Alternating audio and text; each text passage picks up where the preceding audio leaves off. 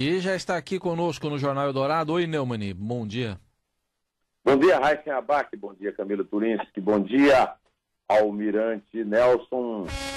Oi! Bom dia, Ana Paula Niederauer, bom dia, Emanuel Bonfim. Bom dia, ouvinte da Rádio Eldorado.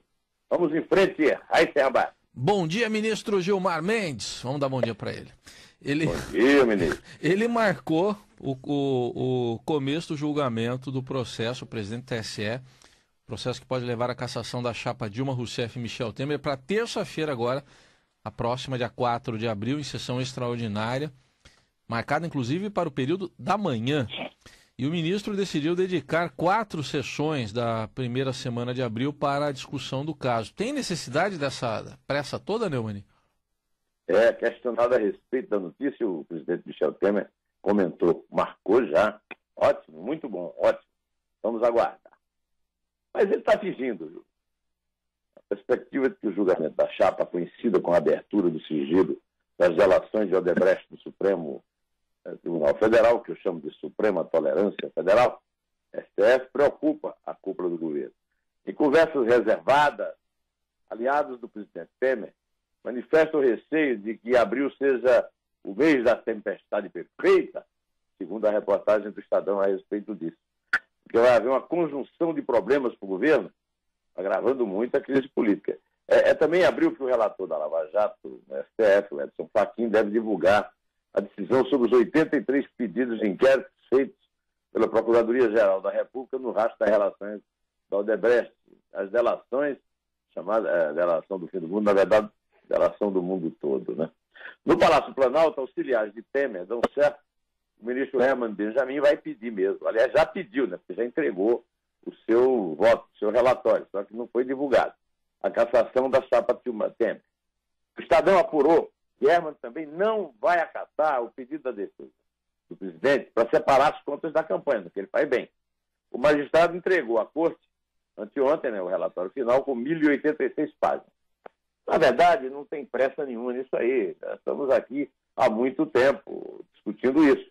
As provas coletadas e examinadas por Herman Benjamin são acachapantes, envergonham o Brasil, pois mostram que a democracia brasileira é atingida no seu âmago. A vontade da cidadania expressa no voto e adulterada pelo uso de milhões de reais em propinas que configuram o mais grave dos crimes eleitorais, a compra de votos. Manter a chapa reeleita em 2014 impune e incólume, depois de constatada a maior fraude eleitoral da história, seria uma vergonha com a qual o país não teria como conviver depois disso, com um regime limpo, são e justo, Raíssa. Bom, e a expectativa, Neumani, nesse processo dos advogados do presidente é de que o ministro Herman Benjamin vote então mesmo pela cassação da chapa de 2014 e que depois um ministro da corte peça a vista do processo e aí isso significa mais tempo para análise. Você acha que essa perspectiva é realista? Sim, é realista. Isso está previsto na regra do jogo. Desta vez, o governo atual vai ter condições de sobreviver à avalanche de informações que a sociedade passará a ter com a revelação completa e sem vazamentos da lista de Janot e das delações premiadas do mundo todo pelos 77 executivos e ex-executivos da Odebrecht. Além disso, o Temer poderá usar as 2 substituições previstas no TSE, que podem acabar favorecendo. Além de Henrique Neves, que sai em 16 de abril, Luciana Lócio deixa o tribunal em 5 de maio. Né? O Temer pretende nomear Admar Gonzaga para a cadeira ocupada por Neves e Tarcísio Vieira para a vaga de Luciana. Auxiliares do presidente avaliam que os 2 votarão contra a cassação. Né? A simples confissão, né, que prevê essa previsão, né, já compromete a indicação.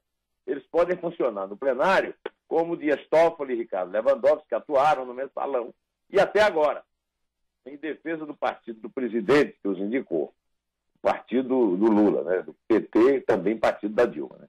Mesmo assim, aliados de Temer dizem nos bastidores que se o voto de Herman for mesmo contrário ao presidente, haverá um impacto político forte. E eles são realistas em relação a isso. Para o governo, será um grande desastre, disse um auxiliar de Temer citado no Estadão, ao lembrar que foram meses de depoimentos e provas coletadas. Resta saber se esse impacto comprometerá a permanência desse governo. Isso nós só vamos saber quando acontecer. Futuro, como dizia Armando Falcão, político do PSD, que foi ministro da Justiça na ditadura militar e no governo Juscelino, a Deus pertence. Além do pedido de vista do plenário do Tribunal Superior Eleitoral, a equipe do presidente conta com a possibilidade de recurso, tanto lá quanto na Suprema Tolerância Federal, para arrastar o processo até, se possível, 2018, quando termina o mandato de Temer. O argumento é de que, em nome da estabilidade política, vai ser difícil caçar o presidente em fim de mandato. A dependência do governo, numa democracia de chicanas e protelações, em nada vai ajudá-lo, nem ao país, Rafa. É isso aí. E, por outro lado, o Ministério Público Eleitoral pediu ao Tribunal Superior Eleitoral a cassação do presidente Michel Temer e a inelegibilidade da presidente cassada Dilma Rousseff, segundo a apuração aqui do Estadão, com fontes que acompanham as investigações.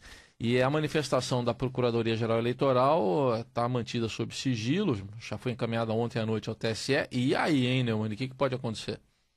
Olha, isso aí até os gansos lá que nadam no lago do Palácio do Planalto já sabiam. Isso era esperado, praticamente está tão certo. Só que se os ministros do TSE seguirem o entendimento da Procuradoria-Geral Eleitoral, ou seja, caçarem Temer, mas o deixarem elegível, ele poderia concorrer numa eleição indireta. O presidente do TSE, Gilmar Mendes, que você citou aí no começo, já chegou a aventar essa hipótese. Ela equivale à vergonha já ocorrida no julgamento final do impeachment, com o fatiamento da Constituição, aquilo que eu chamei de só se for a pau juvenal, para permitir que a ex-presidente Dilma mantivesse os direitos políticos e assim poder ser empregada como merendeira de escola, segundo a infeliz imagem do seu assecla, Ricardo Lewandowski, Raíssen Abac.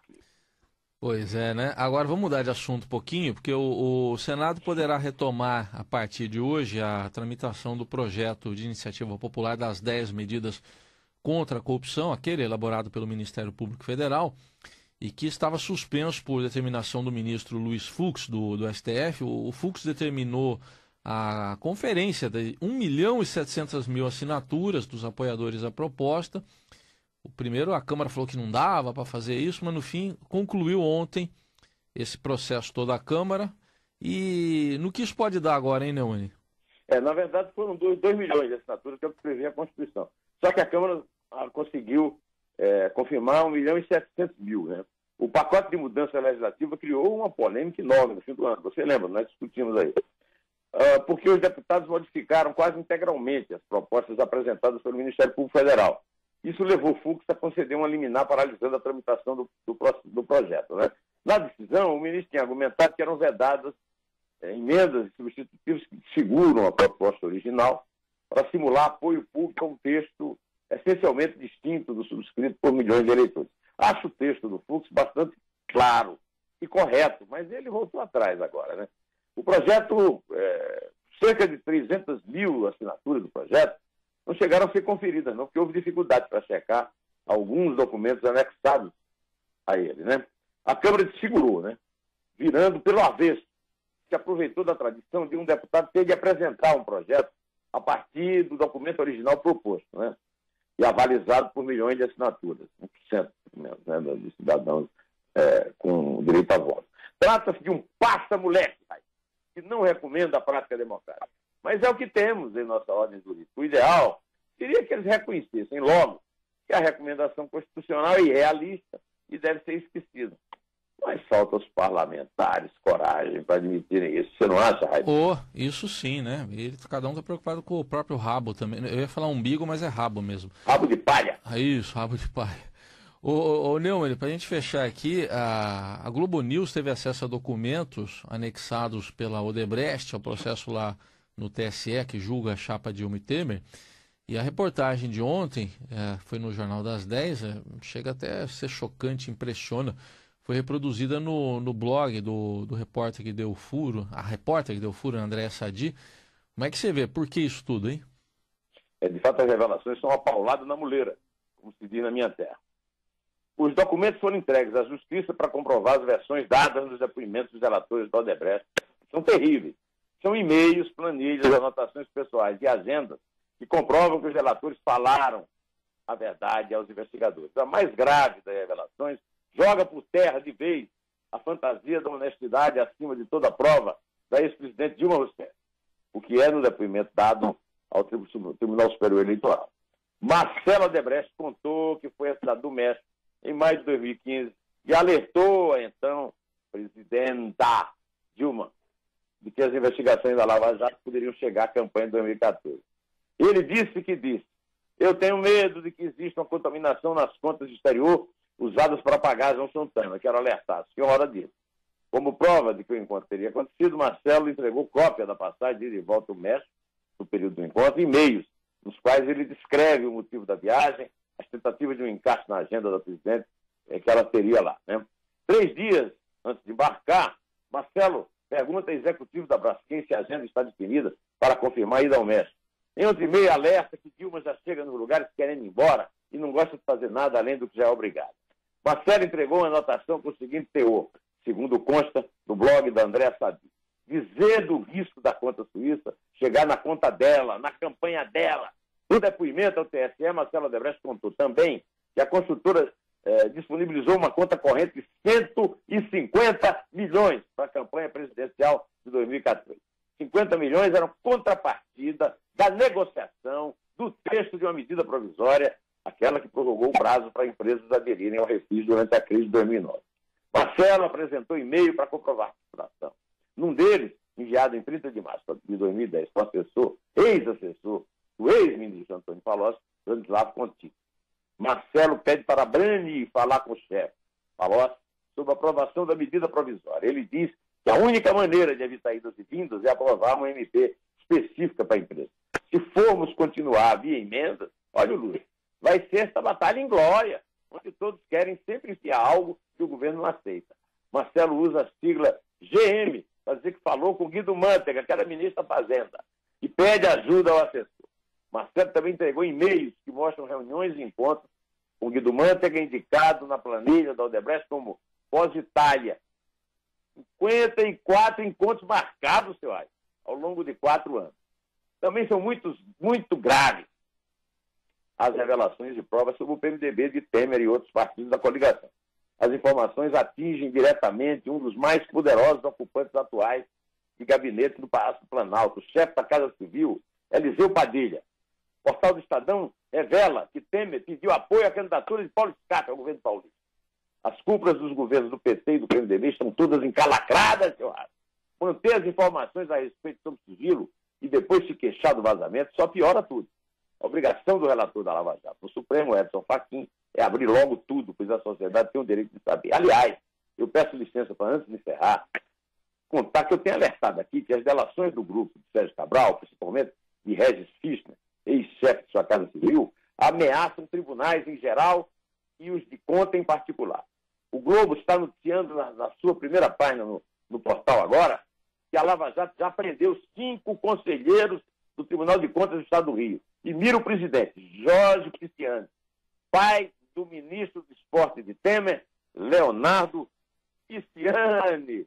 Almirante Nelson, bota uma musiquinha pro Pisciani, Almirante. É de pior a pior, é de